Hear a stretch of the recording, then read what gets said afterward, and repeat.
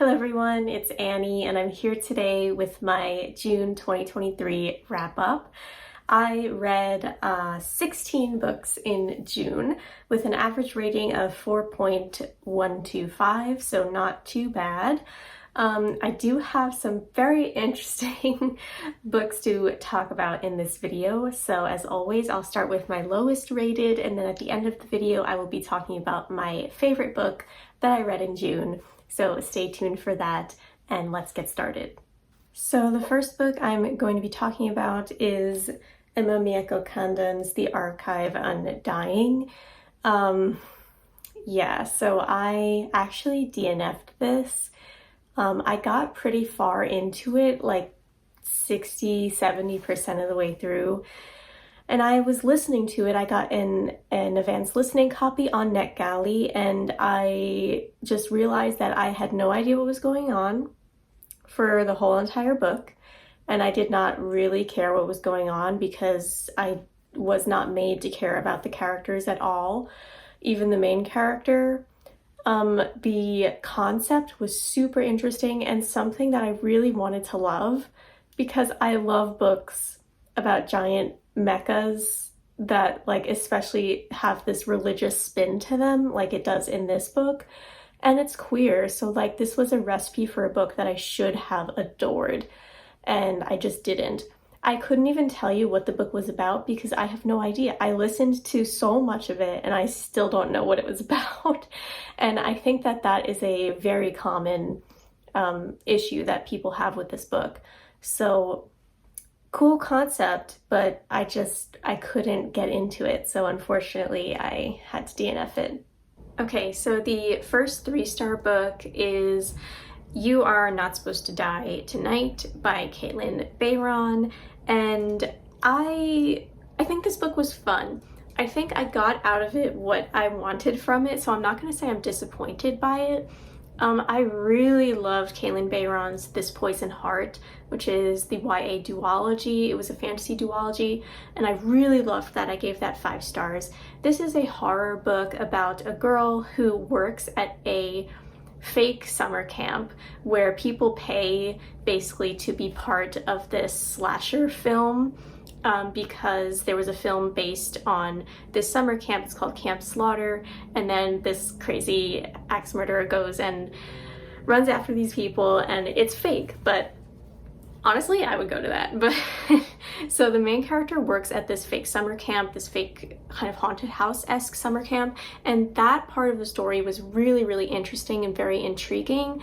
I thought that was great.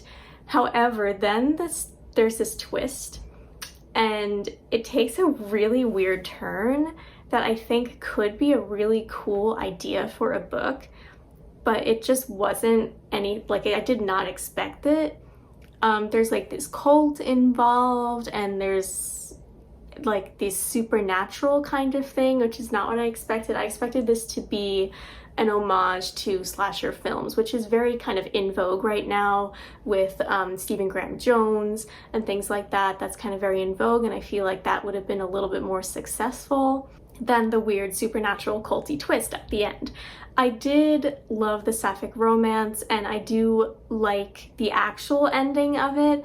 I just think it was kind of 2 different stories that Caitlin Bayron kind of smashed together, and I think it would have been much, much more successful if it were 2 different books and they were both fleshed out in different ways.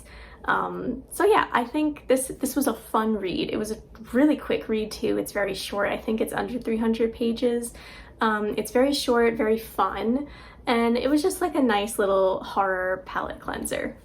The next 3-star is You Don't Have a Shot by Raquel Marie, which is another Sapphic YA story. This is a contemporary romance about 2 girls who are soccer rivals and then fall in love.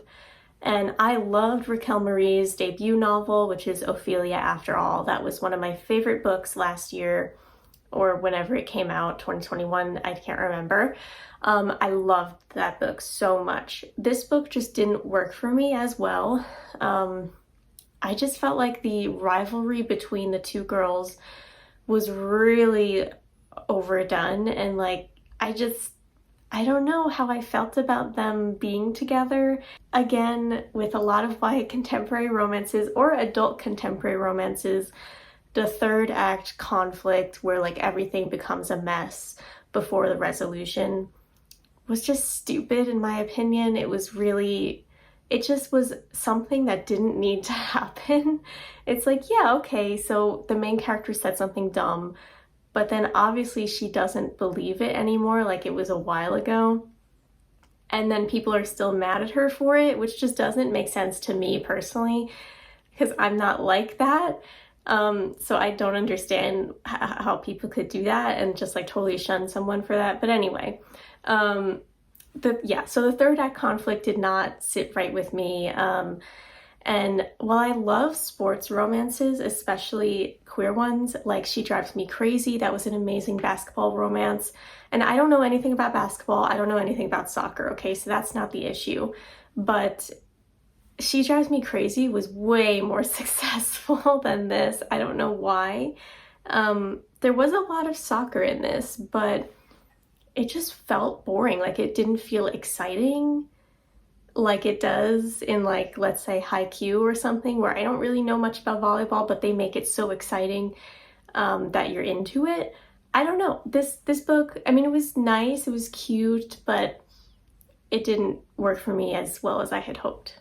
Okay, so now we're on to the 4 stars. The next book I'm going to talk about is Where Echoes Die by Courtney Gold, which is another YA Sapphic book. However, this one is a mystery, and it's really, really good. I got it on NetGalley, and it's so good. I was really hooked from the very first page.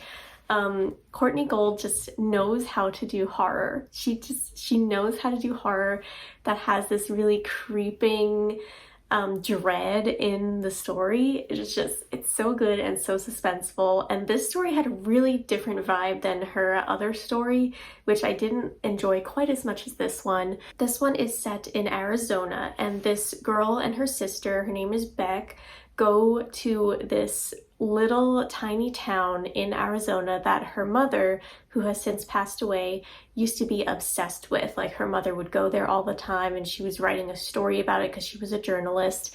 And Beck had never been there, and she is obsessed. She thinks that something about this town had something to do with her mother's death. And she goes there and she finds out. And it's so good. The Sapphic romance definitely wasn't as big a part of the story as it was in Courtney Gold's first book, which I actually enjoyed. My complaint with her first book is that it was very insta-lovey, but this was not that at all. It felt soft, and like it was still important to the story, absolutely, but it had a different vibe, and I really liked it. And I think that I was rooting for the couple, which is always a good sign. I think Beck is a hard character to love. She did definitely make some bad decisions, but she's a teenager who's struggling with grief because of her mom, and I think she was a very interesting character to follow. And the central mystery was really good. It was great. I mean, there were a lot of twists and turns. If you like Stranger Things, it definitely had that kind of vibe. So absolutely read this book if you're looking to scratch that Stranger Things itch. All right, next we have the 4.5s. First we have Girl, Woman, Other by Bernardine Evaristo. And this is a book that I definitely should have read before now. Okay, it won the Women's Prize for Fiction and the Booker Prize in 2019. And it deserved it. It was really good. This is a book about Black women and non-binary people in the UK, which I really don't know much about because I'm American, I'm not British, so if you couldn't tell. So this is definitely something that was new to me and is not something that I usually read either, like a contemporary book, more literary, and it was good. I just felt like it got a little bit repetitive. And some of the stories, because it's kind of not a collection of short stories because all of them weave together at the end, which I loved. I really loved the ending. It was very satisfying. And I don't want to give details because I don't want to ruin it, but I just feel like it was a little bit repetitive. And some of the stories, like there was one where this mother sleeps with her son-in-law and doesn't tell her daughter. And she's like, yeah, I'm justified in doing that. And it's like, no, you ain't. Like, no, you're not. That's not good. And like, it made me very uncomfortable. So like for that reason, this is a 4.5 and not a 5. But the ending was phenomenal, and just the way that all of these stories come together, of all these very, very different human beings come together at the end, and it is fantastic. It was just really a feat of literature. It is amazing, amazing book. Next 4.5 is Under the Whispering Door, which I read with my girlfriend or after, and it's really good. I did not love The House in the Cerulean Sea by T.J. Klune, but I did really love this one. Okay, this had more of a darker theme, although it was still cozy and still had a lot of humor in it, and had that really good found family trope that he does so well. But this definitely had more serious themes about grief, because the whole book's premise is about death. So the main character is a lawyer, and he's kind of like Scrooge in that he's a terrible person who's very, greedy and doesn't like people. And then he dies suddenly, and he is taken to this ferryman who's also running a tea shop, which just, any book that has tea in it is gonna get a good rating from me, usually. And he meets the ferryman who's supposed to help him cross to the afterlife. And he falls in love with said ferryman, and that is done pretty well. I wasn't super convinced about their romance. I feel like I would have really enjoyed if the ferryman had his own chapters or just some points of view so that we could see, why he was falling in love with this man. And I do think that the main character's change wasn't as gradual as I would have liked. Like, he was a bad person, and then he kind of just like flips a switch and is like, yeah, now I'm a good person. It's like, all right, like that's fine and all well and good, but it just wasn't as fleshed out as I would have loved. But I loved all the side characters. The found family trope is done really, really well in here, and it definitely made me feel things. The ending especially, very bittersweet, and I really enjoyed it. I really loved it. It's also very funny. The humor in here is not like forced at all. It's really good, and TJ Klune is great at that. And this has definitely made me want to read TJ Klune's newest release, In the Lives of Puppets. It's really, really good. If you haven't read it yet, don't wait anymore. The next 4.5 is Tomorrow Doesn't Come by Jen St. Jude. This is a debut YA Sapphic book. There's a lot of those this month for me. And this is a dystopian novel. It follows Avery, who is suffering from depression. So just a warning that this book definitely has a lot of content that might be, sensitive to people, especially if you suffer from depression, suicide, things like that. The beginning of the story is her contemplating her suicide, and she decides to not go through with it, but on that very same day, she learns that an asteroid is headed to destroy the Earth, and they all only have 9 days to live. And while this is all going on, she's in love with her best friend, and she has Catholic guilt, and it's a very, very good story. I found Avery very relatable, and it's just an exciting dystopian as well. Like, if you're really looking for things that remind you of The Last of Us because of that dystopian vibe, definitely pick this one up. I really loved their relationship. It doesn't take the whole book. They actually get together much more earlier on than I thought that they would have, which I wasn't sure about how I would feel about that, but I'm happy about it now. It was just really good. It was so good. And Avery, throughout the story, she's trying to survive for her family, even though she doesn't feel like she wants to live. because of her depression. But as the story goes on and they're all fighting to survive and find a way to live through this horrible catastrophe that's going to happen, she realizes that, you know, she genuinely wants to live now, and she comes to terms with it. And just, I love this book so much. I feel like if I had read this as a teenager, I don't know, I would have been profoundly changed. Like, this is such a good book. I found Avery, again, very relatable, and it's just so good. I loved it, and I can't wait to see what Jen St. Jude comes out with next. The last 4.5 is another YA. It is a mystery, and it's Sapphic, and it is Bianca Torre is Afraid of Everything. And this was just a really fun ride. It reminded me of Gravity Falls for some reason. Like, it really didn't have that kind of supernatural thing to it, but yeah, it was not supernatural at all. It was a mystery, a murder mystery, and just the characters were just really funny. There's Bianca Torre, who is a non-binary teenager, and they do suffer from anxiety, and it was very relatably done. I feel like that was done a really, really great way. And Bianca is afraid of most things, and they spend their time birding, bird watching, and also watching people, which is a little creepy, Bianca, but they watch people through their telescope. And one night they're doing this and they see their neighbor get murdered, and they are a key witness, and they decide to kind of investigate his murder, and they end up doing this with their friend who is like an anime nerd. They're anime nerds together, which is so funny and relatable. And their crush from their bird watching group, who I just loved them together so much. They were so cute.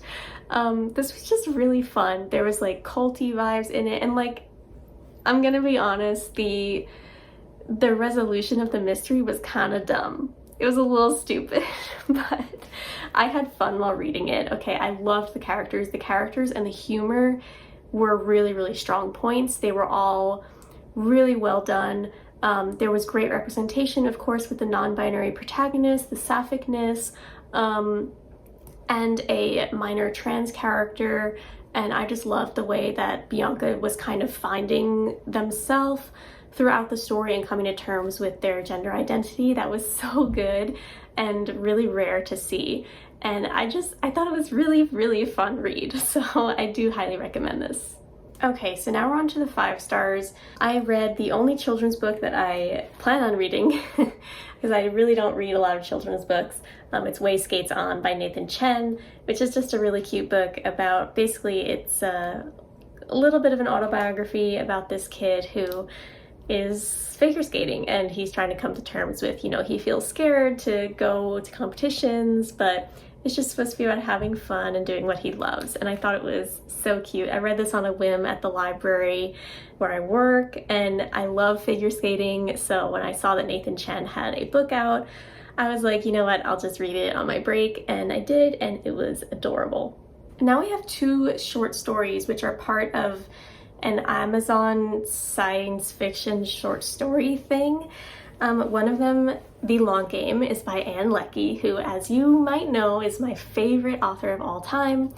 And it was weird, but both of these stories are 5 stars. It was very strange. This one was about how far into the future humanity has found this race of aliens who only live a very short time, like max a couple years.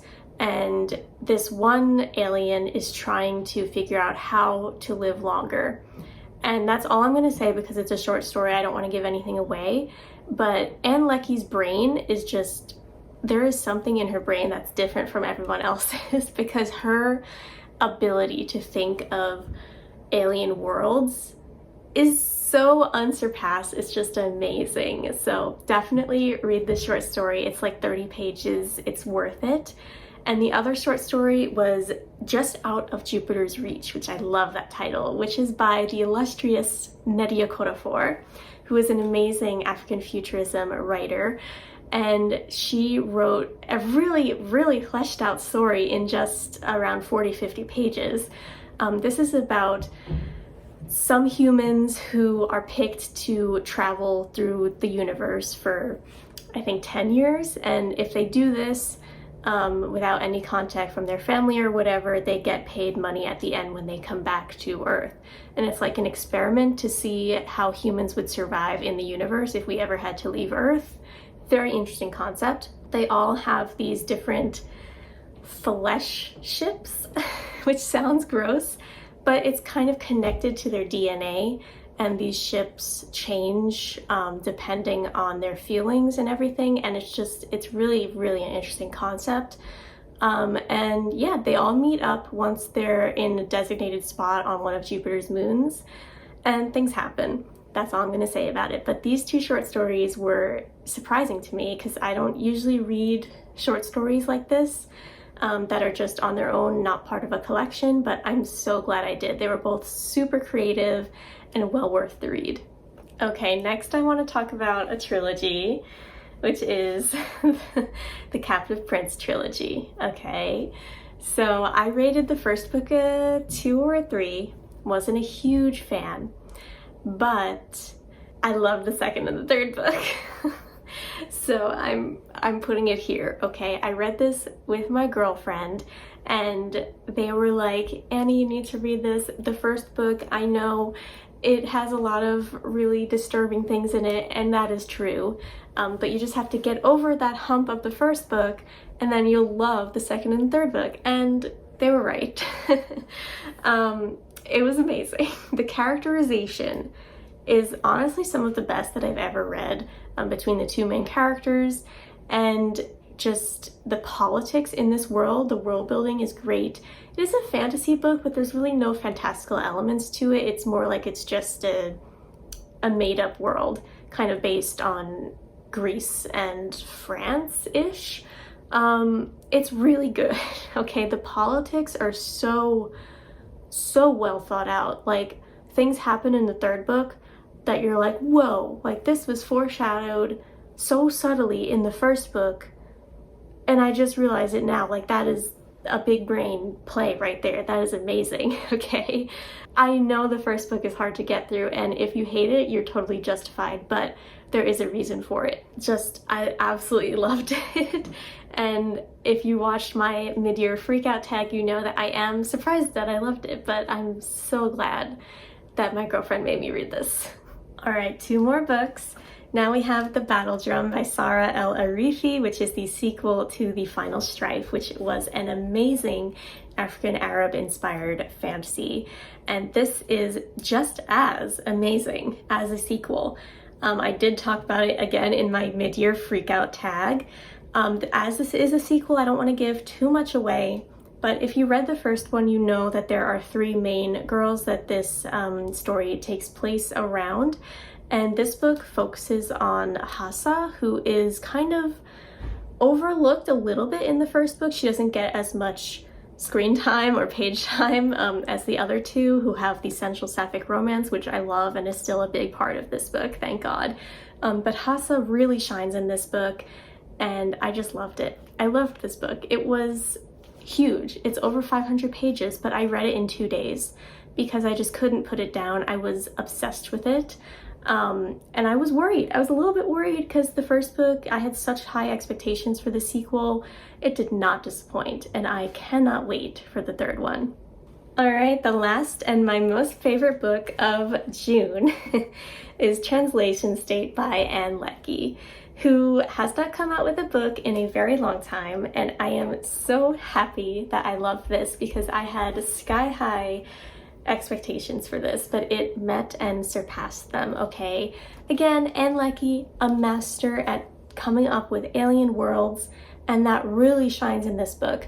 If you read Ann Leckie's Imperial Rauch series, this is taking place in the same universe. While you don't have to know the story of the original trilogy, there are some spoilers about it in here, so I do recommend you read that first, even though this follows totally different characters in a totally different part of the universe. I do really recommend that you read that trilogy first. This was great, okay?